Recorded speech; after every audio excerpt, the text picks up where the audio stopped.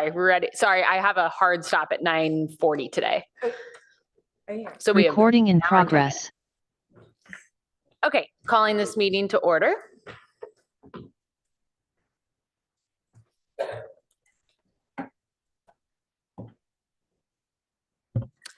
Vice Chair Roman, Present.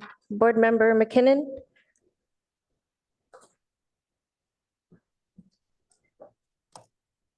Board Member McKinnon, he stepped away. Yes, he's on Zoom. He unmuted.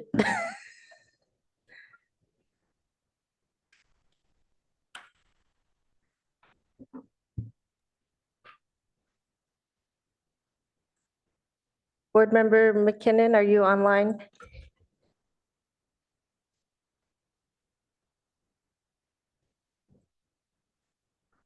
Ooh, maybe his mic is not working. Board Member Pease? Present. Board Member Willis? Present. Board Member Wimmer? We have a quorum. Great. And we have some agenda changes this morning. Am I doing that over? First, we'll want to do public comment Oh, for I'm sorry. items not on the agenda. Public comment for items not on the agenda. Do we have any public comment, Veronica?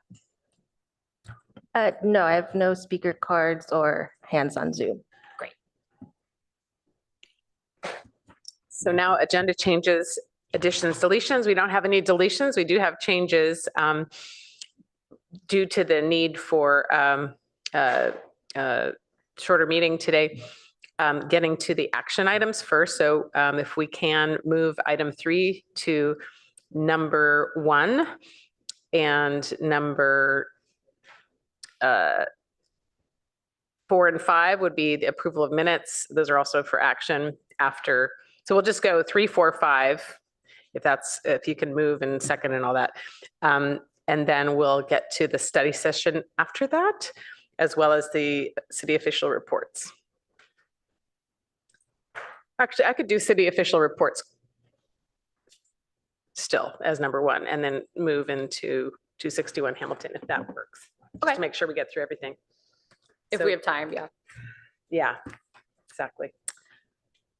Do Do you want to like move second or I don't know if I want to what? that's a proposal, I suppose, Oh, to do. to do that order. Sorry. Yes, let's do that. So first on the agenda is, I'll start sharing my screen if that's all right. okay, yep. It'll help things.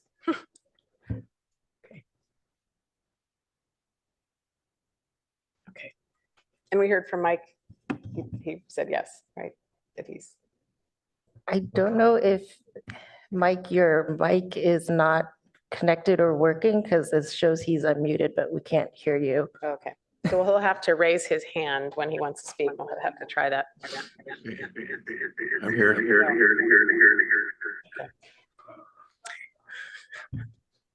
Echoey. Right. So on the screen, I'm, let's see. Sharing the upcoming meeting dates. We have today's date. We will meet again on April 11th. We have our CLG report and the work plan, which we have on the schedule today just as a kickoff, but the next meeting is when we'll actually get into that further. And then we have, we're gonna shoot for these meeting dates at cross coffee. Now he needs to turn off his mic. Suffice it to say, read the screen, and that's what's proposed as far as meetings. Meeting the first meeting of each month, starting with next April, and then the other meeting date is for any subcommittee meetings to occur. So keeping those on your calendar is the proposal. So one thing I wanted to announce is we have not received, the city has not received enough applications for the HRB seats. We have 1 application for 4 seats. So just a reminder that members are to serve until their replacement members are appointed. We do have a commitment from GoGo to be here on April 11th, but not in May and thereafter. Mike has agreed that he could participate remotely when he's able. Just to be clear again, a 7-member board requires 4 members to be in person present in Palo Alto, whereas a 5-member board must only have 3 people present in Palo Alto. So one of the possibilities that is being considered is to reduce the HRB membership from 7 to 5 to facilitate getting enough people to be on the board and the quorums and all that. So, and then I figure after that shakes out, we can start talking about the next community meeting date in the evening. Okay, so that's the meeting schedule. Does anyone have any comments on the reduction from 7 to 5 members, just while I have you? Well, I've supported that for a very long time. I think it would give a stronger board opinion without having, especially when we're reviewing projects, that I think would be much clearer what the consensus is on the board. So not for the fact that we don't have the members, but I think for other reasons, so 5 is a really good number for us. And the other thing, what is the process for doing that? Well, that would be an ordinance change because our city ordinance, but it's not in Title 18, so it doesn't have to go to Planning Commission or anything. It's just a Title 2, I believe, modification. So the clerks were interested to know if that is, since we're not getting membership and they have to go out again and seek candidates, they wanted to know if there was any opinion on the board that, not a vote, of course, because it's not on the agenda, but just any random opinions. You can email me offline too. We can move on to the next item. Perfect. Which is item 3, 261 Hamilton Avenue. Just going to note the applicants are here, and I believe, I haven't checked, but somebody from Page and Turnbull, Samantha, is here. And I'll just do a quick presentation showing the location. This is, of course, across the street, the former University Art building that is Sweet Greens now, and Warby Parker and offices upstairs. It's a local Category 3 resource. It's a contributor to the National Register Historic District, which is called the Ramona Architectural District. It's individually listed on the California Register, which was established in 1998, so that it was automatically kind of placed on the California Register as, because it's in a district. And then there is no proposal to add bonus floor area to the property that has been stated in the request. Just have a couple of images drawn from the Page and Turnbull report. The beloved building from 1928, the name of it, Medico Dental Building. It actually had a post office at one time on the ground floor. And you can see there were awnings. And then here's another image from 1928. And with all those old cars and the adjacent homes, I believe. And then we have the building as it looked in 1986. The awnings were round at that point, rounded, half round, with one not round awning on the door. Of course, those are all fabric. And then this is the current view from Street View, showing the building from Hamilton, and another view from Ramona. I know that the owner, Roxy, is here, and he can tell you if you have questions about the process to repair, with care, the tiles at the base on both sides of the building to restore the facades. So this is the recommendation that the HRB recommends City Council reclassify the building, upgrade the category from a Category 2 resource to a major building on the Palo Alto inventory. So I'll stop sharing, and if you have questions of our consultant, Samantha is attending, and the applicants have some history to provide if you would like to hear from them. Oh yeah, I would love to hear the history, Samantha. or whomever is. Sure. Hi. Thanks for having me. I'm really excited to be here. Sorry, Samantha, I realized we have somebody in the room. I didn't Oh, realize. sorry. No, please. They should go. Go ahead. Thank you. Roxy Rapp. I've been in Palo Alto since 1947. Ramona Street is one of my favorite streets and a very important street for me. I still remember my mom shopping at Rita and Ramona, the dress shops, and it was quite an active street for clothing in the old days and coffee, and it was a very one of the best side streets we had in downtown Palo Alto. And it just shows you how it's important in real estate that it's friends and personal contacts. And one day I get a call from my Little League coach, Bill Allhouse Realty. And he was probably in his 80s then. And he called me up and says, Roxy, would you like to buy my building? I says, Bill, just tell me the price and I'll buy it. He told me the price and I bought it. And I kind of remembered a little bit about how it used to look, but I hired a person that went out to Stanford and got the original drawings on the building, and I got to see the way it was constructed. And over the years, when University of Art took the building over, the retail, the ground floor I'm talking about, they changed a lot.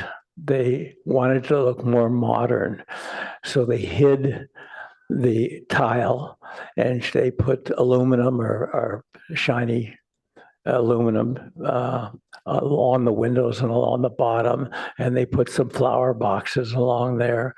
And then they changed the awnings from coming out from a box to the round awnings. And because their business was kind of like a more modern business of art supplies and everything, so they wanted the building to look that way. So after we purchased the building, we did the study on it and found out that this is where the second post office was. And when I was studying the plans, I noticed that there was 2 points that said architectural tile. That's all it said. Didn't say what the subject was or anything, just said architectural tile. And then when I went out one day and I'm looking at the building, and the sun was shining on it just perfect. And you could see that there was like a little bump above the doors where the post office used to be on each side. And then above the main entrance, there's a big, huge bump on the stucco. You could see that something was kind of hidden. So I hired a group out of San Francisco that does restorations, and they had this old Italian guy that had the hammer and the chisel. Very quickly, cautiously chipped away, and discovered that behind it was this paper, this oil-like paper, and he pulled it off very carefully, and there was this tile. And it showed, one of the scenes was how mail was delivered. And it was a plane, and it says postal air. And the other one was a ship, because in the old days, that's how they delivered mail internationally, by a plane or postal ship. And the other one was a train, because that's how the mail was shipped. And the first post office was on Alma Street. This was the second post office to be away from the train tracks. So in the old days, that they throw the mail bag off the train and you pick it up and they go to the post office and open it up. And that's how people got their mail, right here on Alma Street. So we exposed that and we found that the stone didn't fade or anything. It was just perfectly preserved. So whoever did the plaster work did a terrific job. And then I like how you said it's the University Art Building, but it was really the medical building. It was the main, it was all doctors and dentists. It was the dentist and medical building, which it says on above the door, and that's where all the doctors were. This is way before the Palo Alto Medical Clinic, and so it was all doctors' offices. So, and then as we started to demolish the building, not the building, but what University Art did, we took away the flower boxes, took off the shiny metal. We discovered that there's some stone here that's absolutely beautiful. And then we saw where some was damaged. And I did some research and found the exact company that made the stone.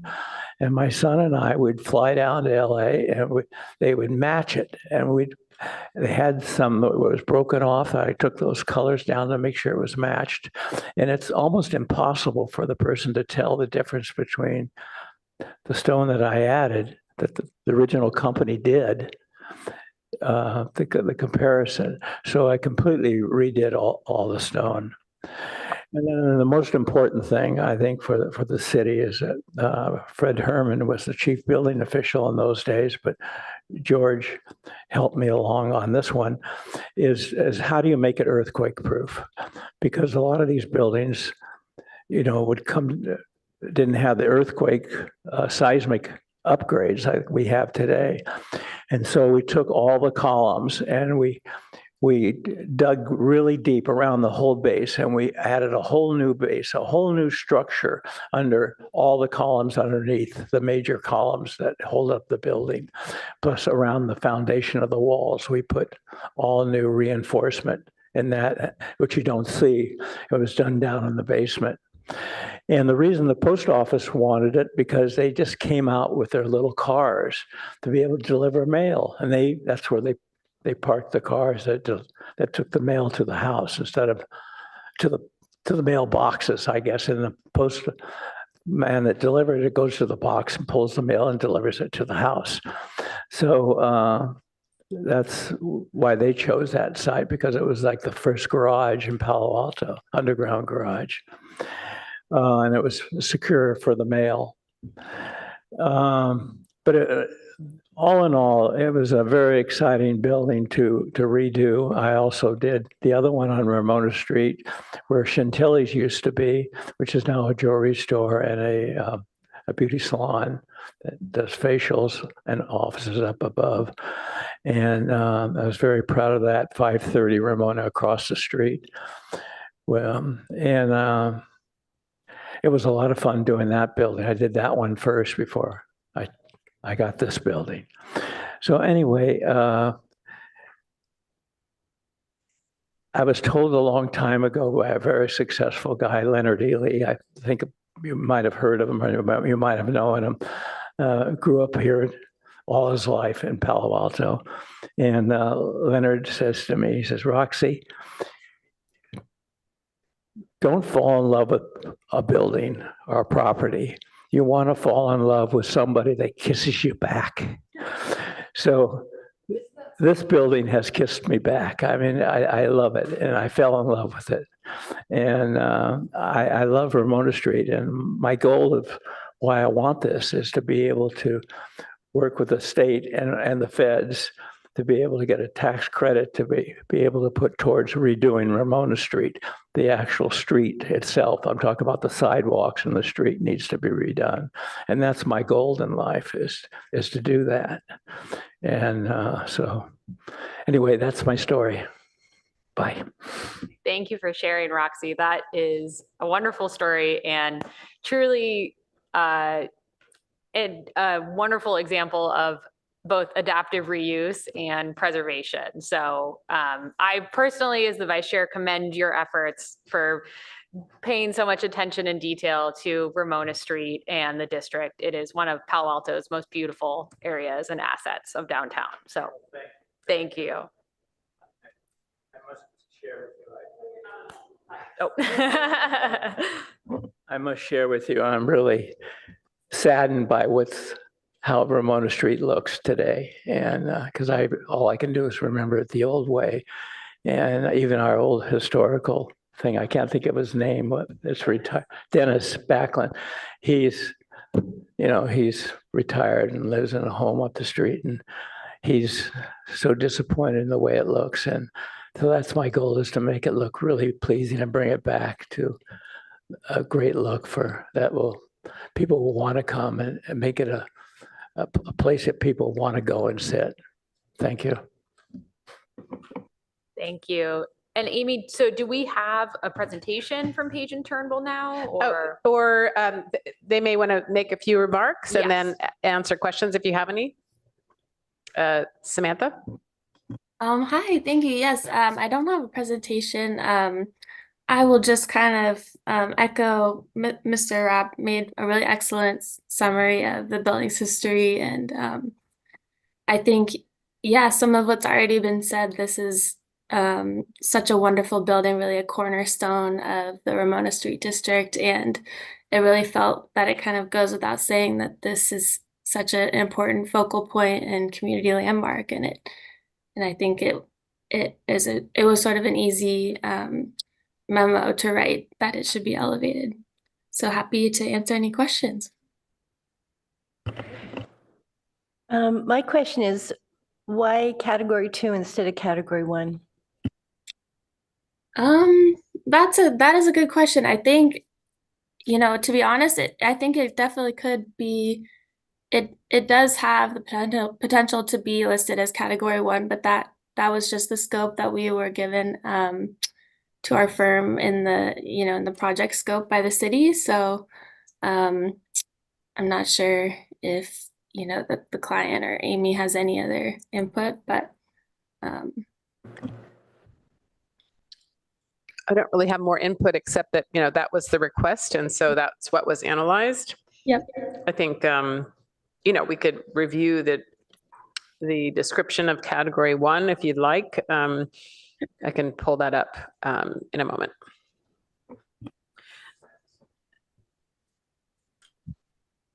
And it wasn't advertised as a category 1, but certainly that, with action to elevate the category to a category 2 as requested, there could be, explore further regarding category 1, and we would be happy to do that.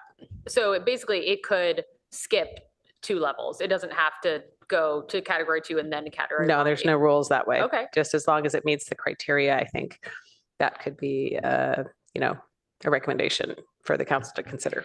And just to clarify, staff's position is that we, as the HRB, cannot choose to elevate it to a category 1 without advertising it again?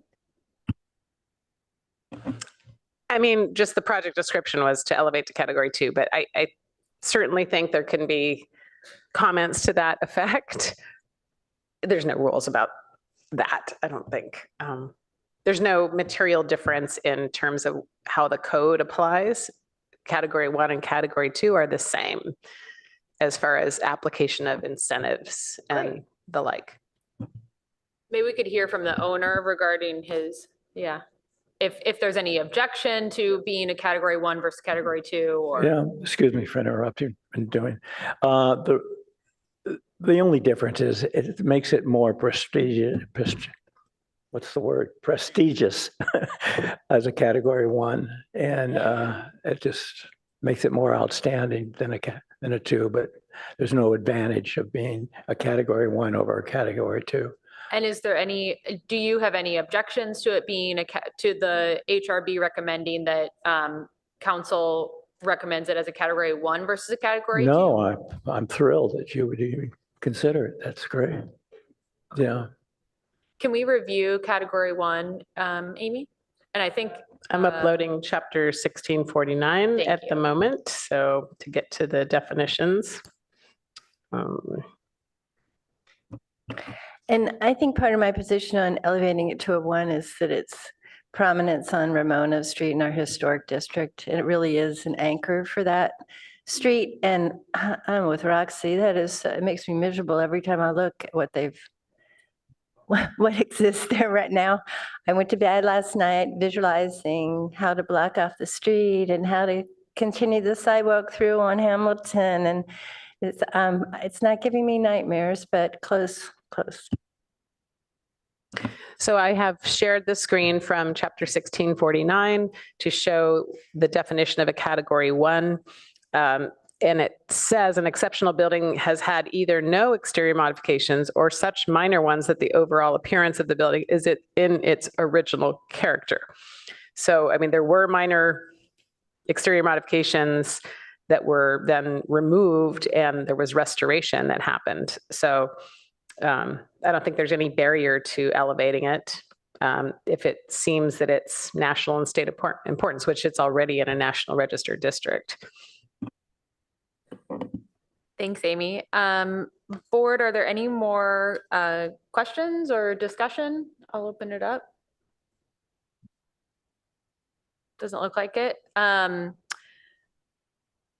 Great. Well, then I will make a motion that we recommend that council upgrades this building from a category 3 on the local inventory to a category 1.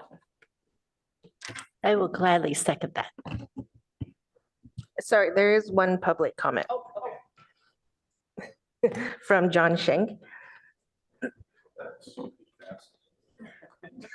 Apologies, we moved too quickly. No worries at all. John Schenk with Thwaites Brothers. I just happened to be here. The Thwaites family's been a part of Palo Alto since the late 1800s. Their pictures are on the wall in the back. And when you were showing the pictures from the 20s, 30s, whatever it was, with the homes and then the buildings in the background, part of the Thwaites story, and I think it's kind of fun with the HRB, Mr. Thwaites lived there. And there's a great story in the family lore around the moving of the home. It moved overnight down the streets over to, it's on Bryant Street near the creek, and it's the second house in. I don't know the address, but they moved it overnight. And they say he was in the house when it moved and nobody knew. But I'm sure the story got legs over the last century. But it is 119, is that the address? 119, there you go. Why Ken knows that, I am a little worried. But I'm just thrilled that Roxy's doing this. And we love the history of Palo Alto, and acknowledging this phenomenal building is special, and the district is special. The Thwaites were even involved in the Palo Alto Improvement Company that was the developer, I think, of this building, the Cardinal Hotel and others on Ramona Street, way back in the day. They're not acknowledged as they weren't the contractor, they were the developer, or there was a group of people that were in that entity. So anyway, just super supportive, love where you guys are headed, and thank you for being involved. Thanks. Thank you. I'll check Veronica. Are there any other comments before we make a motion? No, it was just that one. Okay, great. Thank you again.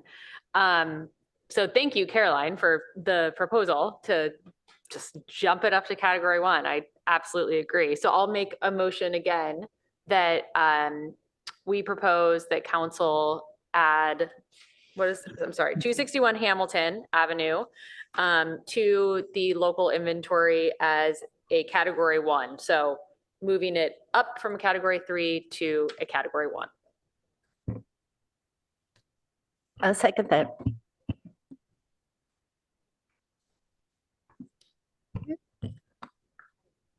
Board Member Wimmer? I'll agree with that, yes. Board Member Willis? Yes. Board Member Pease? Yes. Board Member McKinnon? Yes. Vice Chair Roman? Yes. Motion carries 5-0. And I just want to say thank you, Roxy. We really appreciate not just that building, but all you have done in town to preserve our heritage,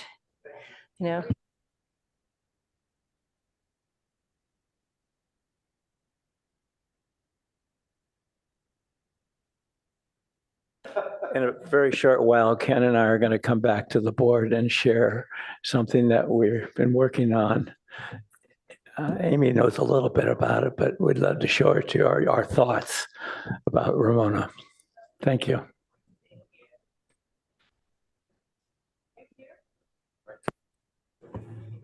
Thank you. I know. And it's such a nice change, just to have somebody that's super excited about a preservation project and to wholeheartedly put that through. So thank you, Roxy.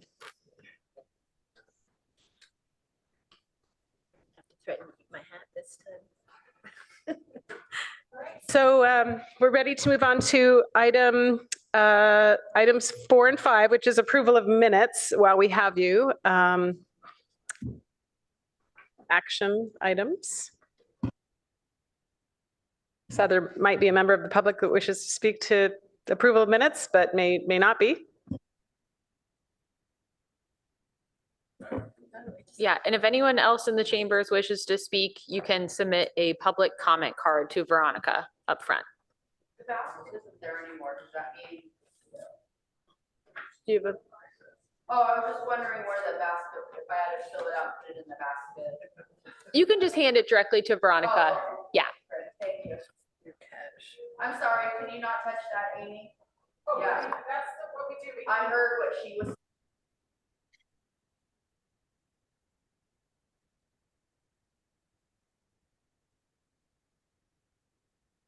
So the item we are on right now is the approval of minutes. Great. That's what you'd like to speak to at this moment? Would you like to speak now or? Okay. I can get your introduction via. I'm sorry, are you the secretary? No, she's the staff liaison, ma'am. Oh, okay. Please, yes, please don't disrupt the meeting. Okay, then I Thank you, don't- ma'am. I don't want to bother my impersonator. Turn around and do your job. Okay, we're gonna move Okay, on. we Thank will you. move on. We're gonna move on to approval of minutes.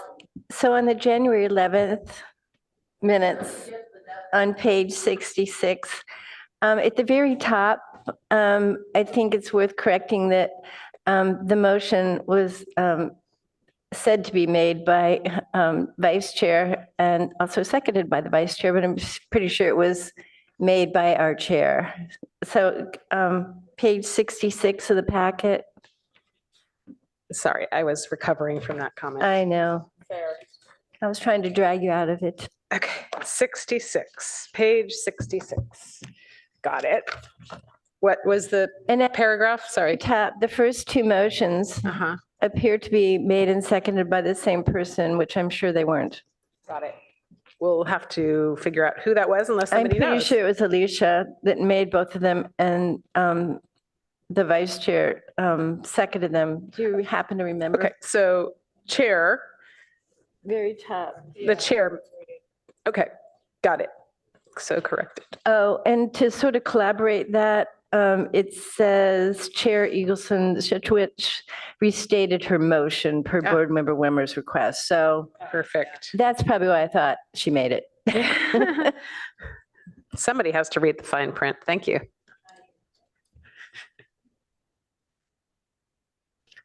So is that the only change, Member Willis?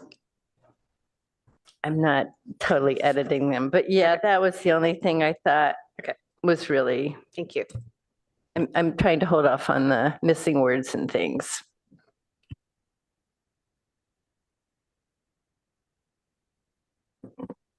Do we need to make a motion to approve Yes, minutes? motion and Okay. second. I will make a motion to approve the minutes from January 11th. Second.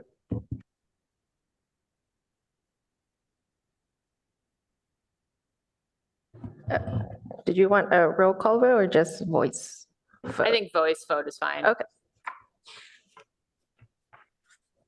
So all in favor? Thank you. Aye. I, Perfect. Got mine too.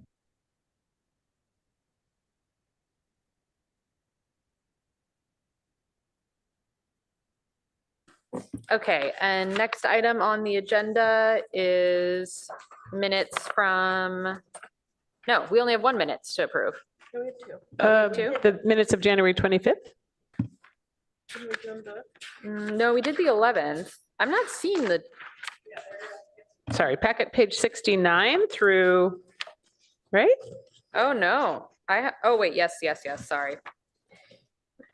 Okay, any changes or discussion on the board minutes from January 25th?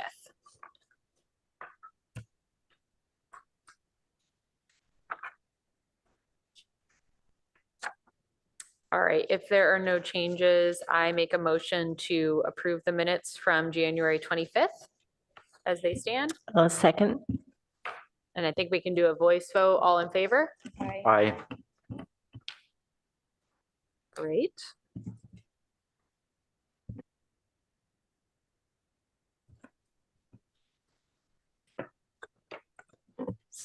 And so now I think we're moving on to study session. Thank you. I didn't prepare slides for this item. I would just refer you to the packet where I have provided, I want to clarify first one thing. We have 2 items within this item, but it's a study session and we don't have to take action today. These are, I have not yet prepared a draft CLG report for the reporting period of October 2022 through September 2023. These reports are always due in April or May, whatever. This year it's April 26th, and we always prepare them, just in time. So it feels like it's pretty far in the past. We have a suggestion that we perhaps consider starting to prepare them earlier so that people can have better memory. It is a workload item for me to prepare, count the number of meetings during the reporting period, to receive all of your emails about your trainings, because we do report out on trainings, myself included. And then I share with the Office of Historic Preservation as well, any properties that have been found eligible for the California Register during this time, pursuant to our comprehensive plan policy L7.2. So that's all going to be in this year's report that reports until through September 2022. In the coming year, next year, the report will talk about what the council did with all of the nominations. So we can certainly look forward to that report for the following. The other thing we're doing today is a discussion about our work program, which it's a little confusing because we generally need to get our work plans to the council before their July break. They look at all the work plans on their consent calendar, sometimes pull it off. So it's been a little confusing. What's the start and end date of the work plan year? So, it would be convenient if it was July to July, the fiscal year, but the way we've been doing it thus far, the last couple of years has been from April, when we take a vote on it, from April to April. So what I'll bring forward to you April 11th is a draft plan that carries forward anything that needs to be carried forward from the prior year, such as, there's things in the in the annual work plan that, for instance, said, well, we'll talk about the Mills Act again after we finish the nominations of the eligible properties. So, now is the time where we agendize the Mills Act discussion per the work plan that the board approved last year and sent to council.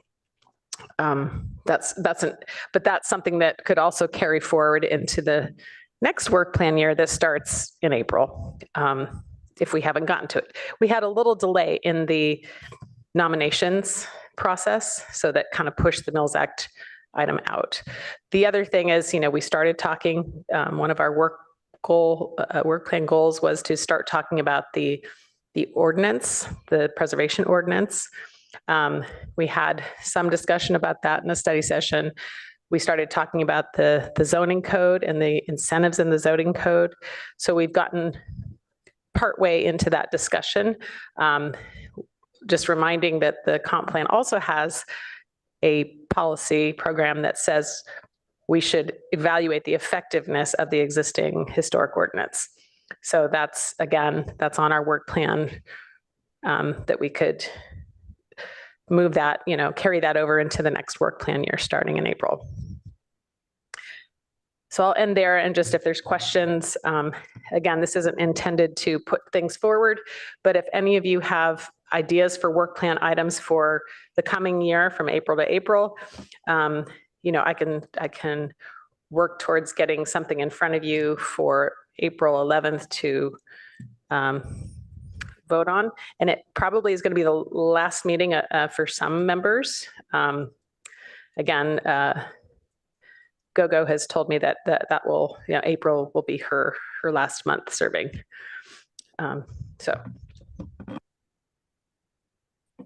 Okay, so we don't need any actions on the 2021 to 2022 work plan that's in is this just an example?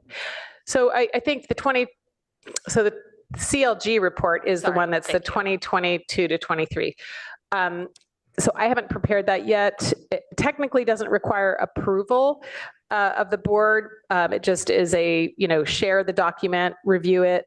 And that's what I intend to do on April 11th. It's kind of a look back to see what we accomplished. It's retrospective. It's retrospective, whereas the work plan is something you'll want to vote on. And so I'm planning to come forward on April 11th with that while we still have board members to review it. Is there any reason to sync up our work plan time-wise with the CLG report? Well, I'm sort of doing that now by having them on the same agenda, and I've done that since I've been in this liaison position. We don't set the work plan timeline that's set by the state.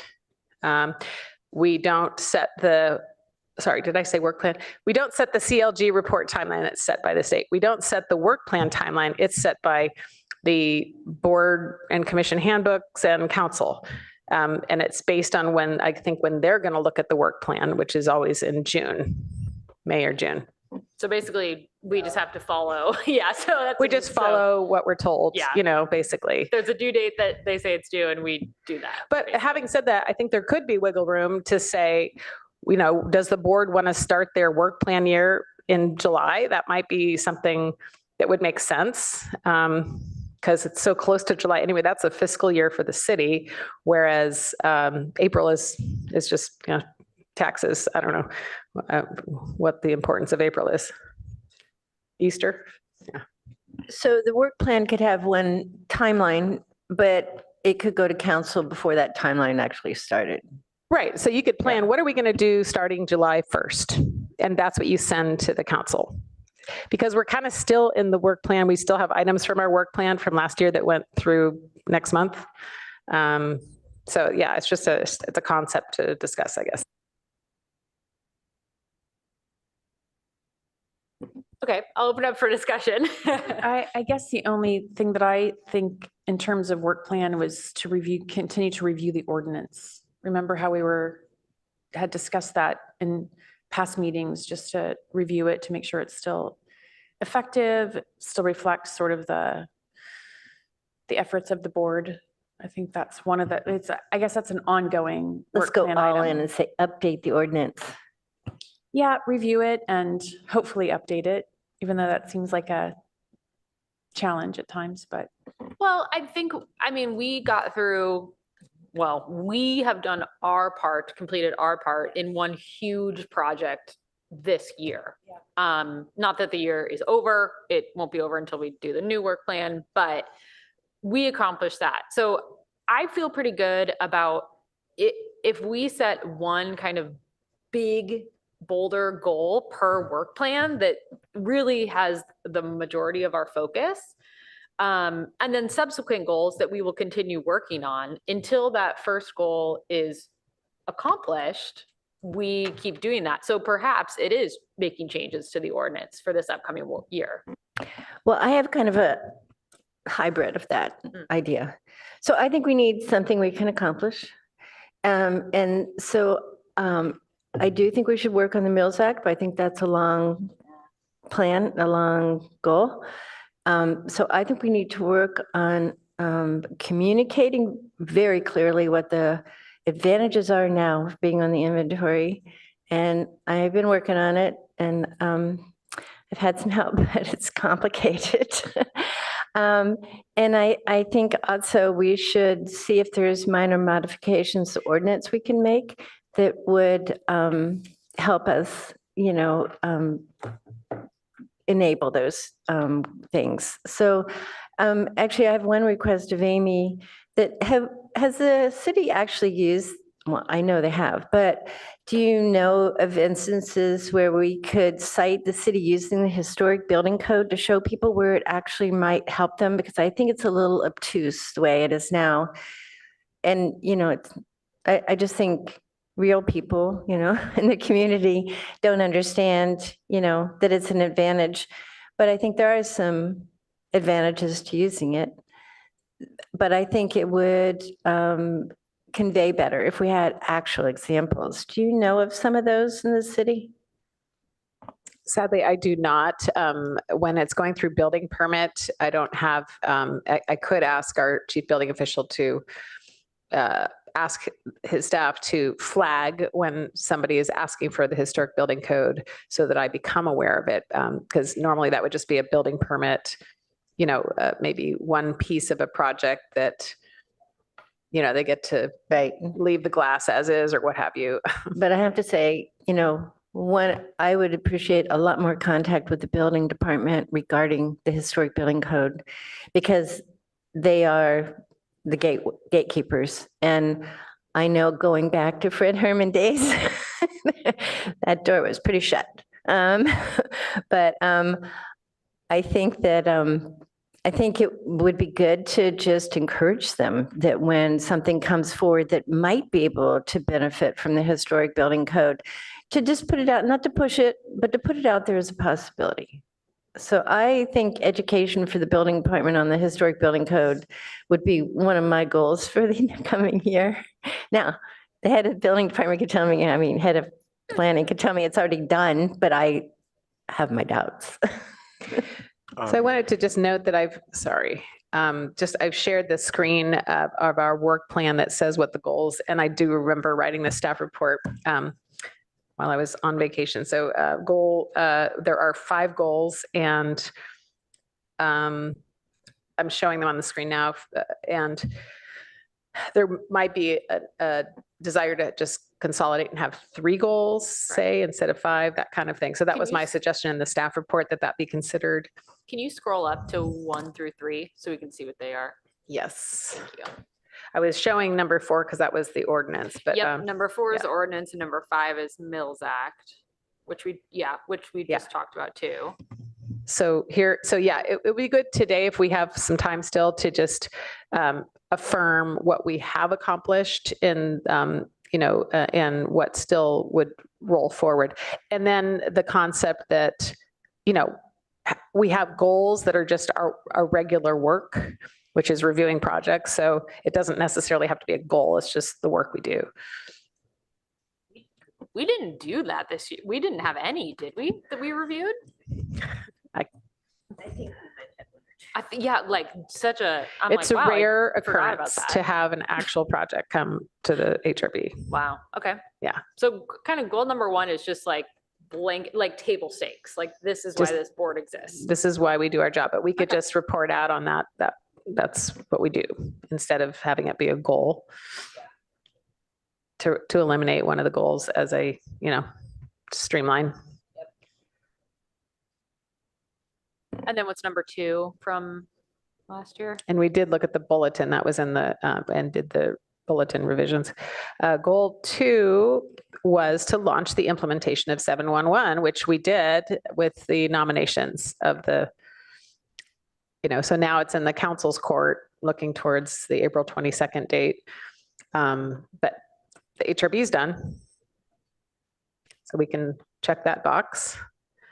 And then was there a goal 4? Was that goal 4? That was goal 4. No, that was goal 3 you were talking about. So now this is goal 4, which is to improve outreach, review incentives, which we started on both of those. This year, we've been doing the community meetings in the evenings quarterly as an outreach improvement. We started reviewing the zoning code incentives related to this nominations process.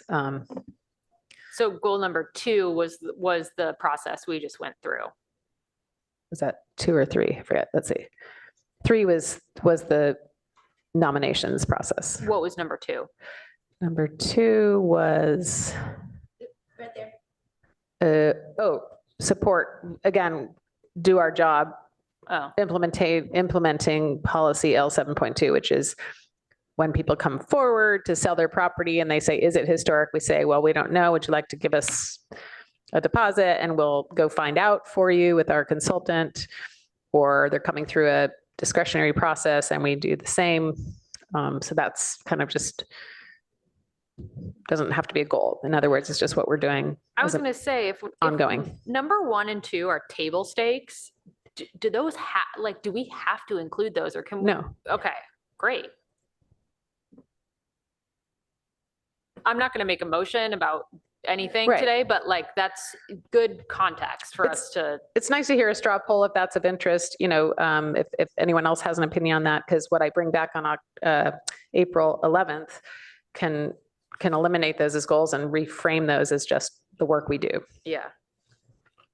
Just so I understand, there's no way to go back retrospectively and see any data on what benefits have been taken advantage of by people with historic homes, like the permitting process and so forth.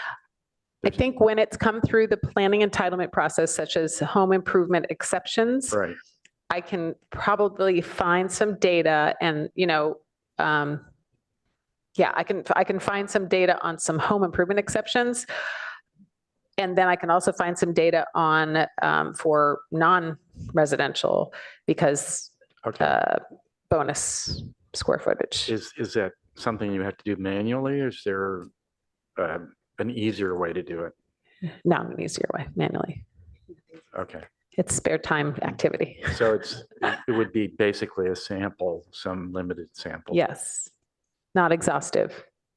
It's just because the way things are listed in our tracking system, our building permits and all of that, it doesn't, unless somebody thought to say, flag this is an incentive, then I could query incentive, use of incentive or something, but we don't have it set up that way. Okay, so that might require extensive rework to accomplish. Yeah, I think it's more of a conversation and anecdotal and citing examples than it is percentages of building permits that use incentives or anything like that. I was just thinking so many applications, so many approved, it's just a number. Okay, and that would be, it seemed from previous conversations we've had, not trivial to set something up like that. Is that correct? Yeah, it would involve the operations team and figuring out how to, I don't know if it retroactively probably wouldn't happen. It would have to be going forward. Yeah, okay. So the idea of kind of bulking up or bringing to the forefront, reviewing and possibly amending or editing or just really going through it with a fine tooth comb, would that fall under what is currently our goal number 4 in outreach and incentives? I'm going now to goal 4 so I can follow. Yeah. So goal 4 is to improve outreach, review incentives, and develop a work program for the next year. So we're doing that right now. So perhaps the work program for the next year is not just review incentives, but work on improved incentives. There's ideas floating around. We've heard from the public. I have some ideas. You have some ideas. We can actively have that as a goal to look at our codes and propose, consider, whatever words, float send to the council to consider, Mhm. that kind of thing. Because that would, if we decided in the future to make goals, current goals, number 1 and 2, just table stakes and take them off as goals, numbered goals as such. Number 3, we did in the current plan. So that leaves us with number 4, outreach / improve incentives, and number 5, the Mills Act. So in theory, those 2 could be our goals going into the next work plan year. Yes, and I think you could split goal 4 into, Absolutely. right, into, Absolutely. propose incentives and, improve outreach by doing X, Y, and Z. I think outreach is a separate, I think what we've all learned this year is that we have not been very good with communicating with our public. And I think outreach needs its own focus. And I don't know, I thought about, we could all start giving tours, and meet some of these people and learn about specific areas of the city. But I think there are ways we could get out there and sort of promote preservation. And I think it's time to do that again. I think, there was a big push in the 70s and there was a very active group. And I think now it's kind of flagged and, part of it is our population.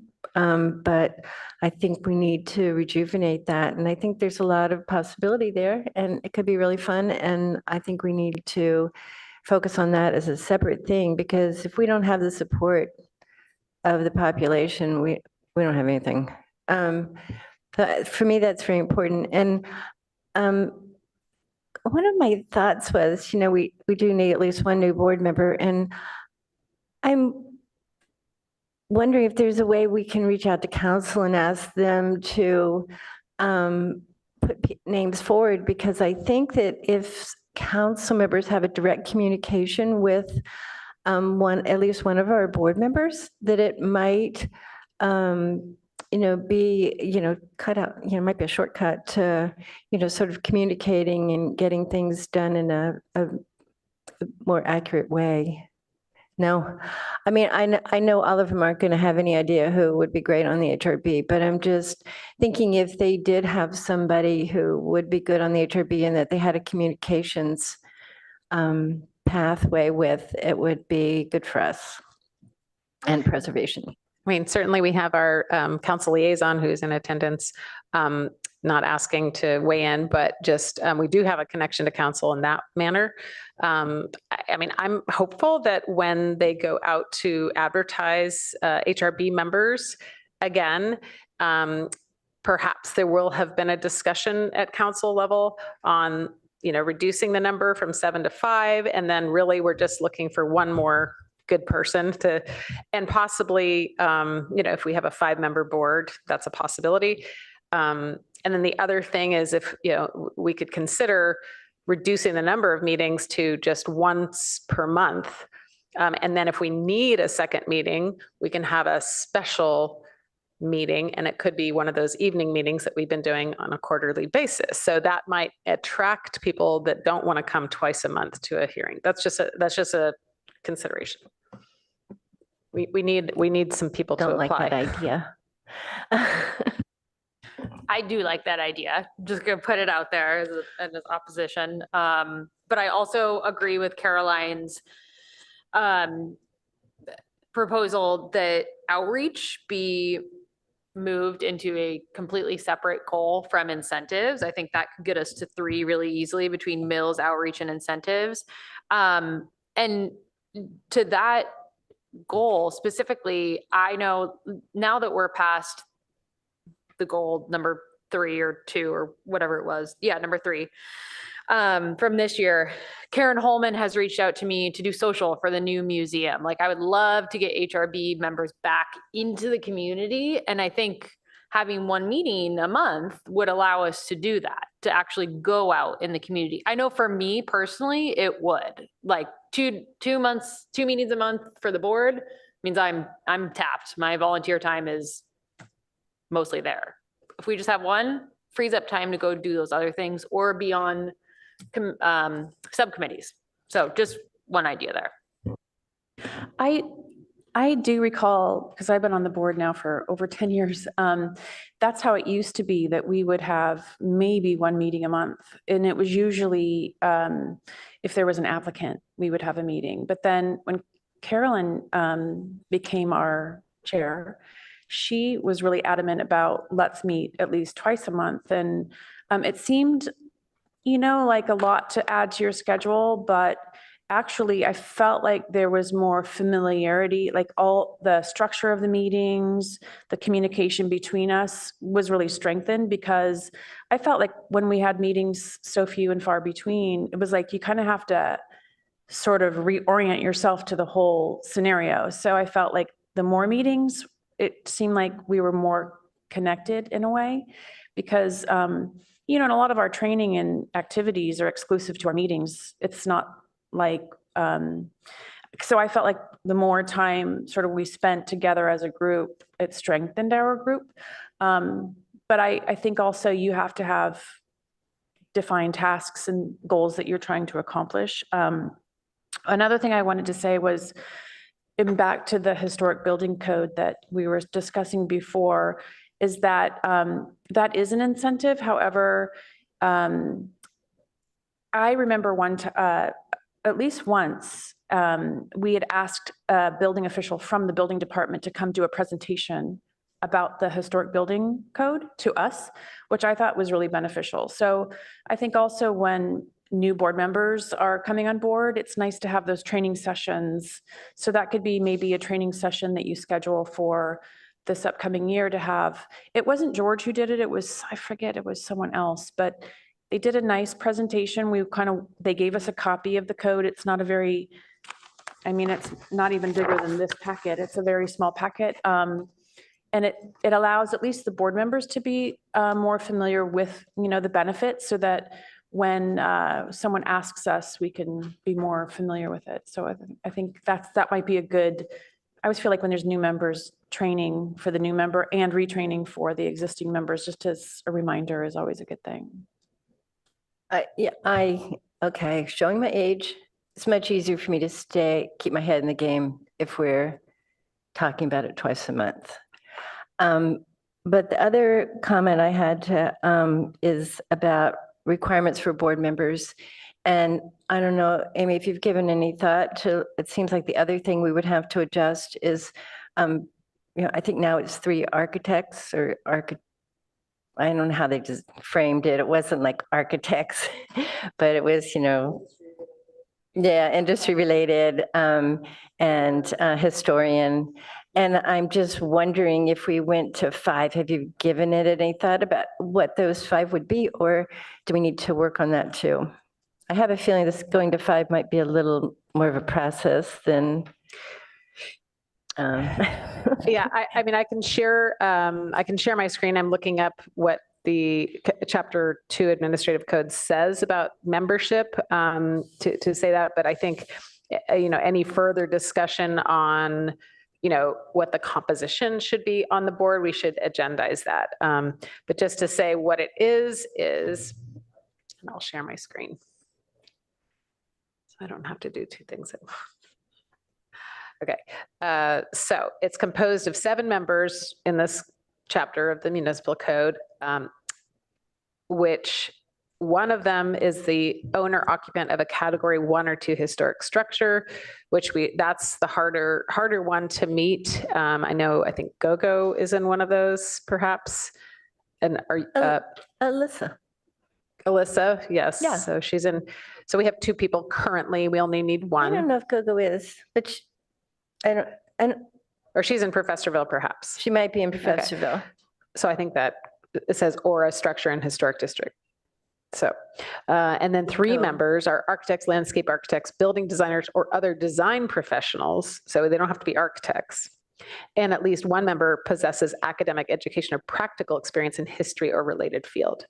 I thought we had that stipulation that somebody had to have or does the material interest include the architect or the owner? So I think you're recalling somebody that came up and spoke to the board about what used to be required. That's not in our code. That was proposal in the prior ordinance okay. that was referended. So this is what the code says now. So certainly we can agendize this for, if you'd like, for the next meeting or a future meeting, depending on, yeah. I think the council probably, or the clerk at least, would like to know, because they always struggle to try to get members, candidates.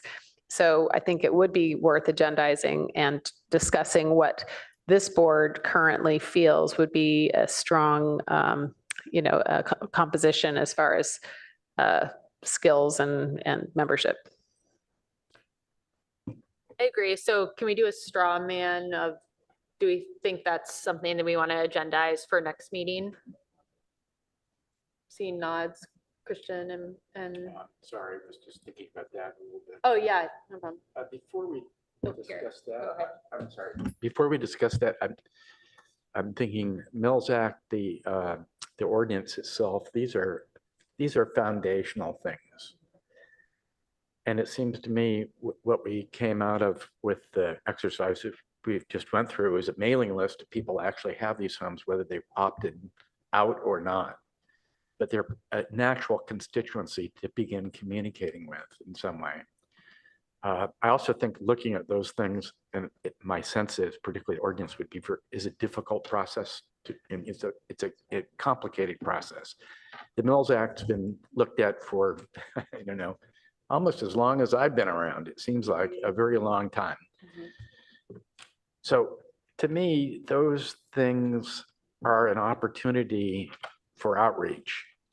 I mean, it's leverage for the hard work that those things represent. For example, I'm leery of trying to change the ordinance unless we can do it surgically, because I just think that the main issue there we've discovered is people want to know that this is not a requirement, and nobody's going to force something on them with respect to their property. And I still think that could be accomplished by adding a sentence to what's there, as imperfect as I think that ordinance is. And it would be a much better way to do it than spending time trying to push an ordinance up a hill and having that go on and on and on. The Mills Act, well, that ties together all the things, existing advantages, benefits, the historic building code, for example. If somebody was to come and give us a presentation for that, the staff, that would use up their time and it would benefit us only. You know, most people these days, when they want to figure out how something works, whether it's how to fix something or go somewhere else, they can go to YouTube and find a bunch of people that'll tell you how to do that.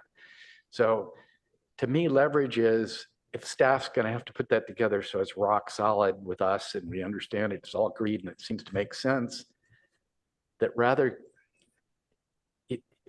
it is not a big technological leap to put on the website for historic preservation a link to YouTube where that, in a little bit higher produced way, in 3 or 4 minutes, is explained. Make sense? That being the historic building code, or that being the Mills Act? Okay, let me see if I can rephrase that. Wait, I just need to know what that is. Go ahead. When you say that, were you referring to the historic building I'm code? taking, for example, the historic building code as an incentive or benefit. It needs to be explained. Margaret brought up the fact that it was once presented to us and it centered us. I wasn't here when that happened, but somebody put some work into that. And it seems to me that that work could have been leveraged now in today's world pretty easily if you could, instead of trying to work through the text on a web page, you could go to a link that took you to just like you do the city council meetings or anything else. And in less than 5 minutes, that was provided for you. Not as just a PowerPoint, but the basic bullet points of that benefit. So, okay, sorry. no, it's okay. Do you want to agendize discussion of that for next meeting? I want us to think about suborning outreach to the foundational work and using it as a way to communicate with people. We now have a list. A lot of money was put into that. I think we ought to use it. Those are people that actually, many of them showed up or didn't show up. It at least shows them that we're following up on that effort and their concerns. And it seems like a much more efficient way to use time and energy. Like the Mills Act, I mean, I keep going, why has this taken over a decade and nothing has been done? I'm very reluctant to put that on a plan and to have us at a once a month meeting and some subcommittee meetings try to work through the detail of that by ourselves quietly, and nobody out there in the world, because they're not paying attention, has no idea what's going on in that regard.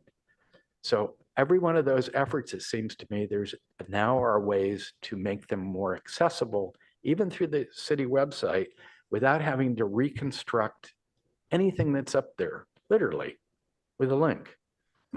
Basically a YouTube channel for, or something like that, for what the HRB is doing. Because the work has to be done anyway. So I'll jump in just to say, I know there's a time constraint. I think what I'm hearing for the work plan that I bring next meeting, we'll have number 4 as the outreach goal, just the outreach by itself. And it can include, update the web page to have, videos, YouTube, whatever, training opportunities, anything that can be a goal that the HRB brainstorms, what, like you're talking about now. 5 would either continue the Mills Act which is the goal now, although, yeah, goal 5 is on the screen, to say, finally, let's find out if the council even wants a Mills Act, because that's really what it boils down to. Once you actually package it and send it to council, possible rejection, and then we no longer work on it, right? And then number 6 would be propose zoning code incentives. That could be that. Okay.